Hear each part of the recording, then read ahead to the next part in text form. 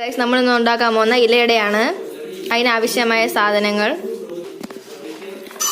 3/4 kilo ശർക്കര, 1/2 kilo മൈദ, 1 kilo ഏലക്കയും പഞ്ചസാരയും കൂടെ മിക്സിയിൽ അടിച്ചെടുത്തതിന് ശേഷം ഇതെല്ലാം കൂടെ നന്നായിട്ട് കുഴച്ചെടുക്കുക. അപ്പോൾ ഗൈസ് നമ്മൾ ശർക്കര കുഴച്ചെടുത്തിട്ടുണ്ട്. അപ്പോൾ ഗൈസ് നമ്മൾ ഈ വട്ടയിലാണ് ഇലയപ്പം വയ്ക്കാൻ പോകുന്നത്.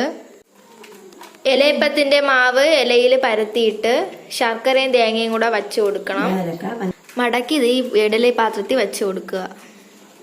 അപ്പൊ ഗൈസ് നമ്മൾ ഇലയപ്പം അടുപ്പി വെച്ചിട്ടുണ്ട്. ആവി വരാറായി കേട്ടോ. അങ്ങനെ ഗൈസ് നമ്മുടെ ഇലയുടെ റെഡി ആയിട്ടുണ്ട്. അപ്പൊ നല്ല സോഫ്റ്റ് ആയിട്ട് വന്നിട്ടുണ്ട്.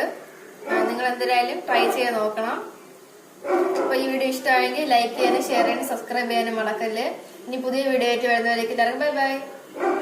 ഒരു കാര്യം പറയാൻ പറഞ്ഞാൽ ഇത് ചക്കയില്ലാതെ ഉണ്ടാക്കാം.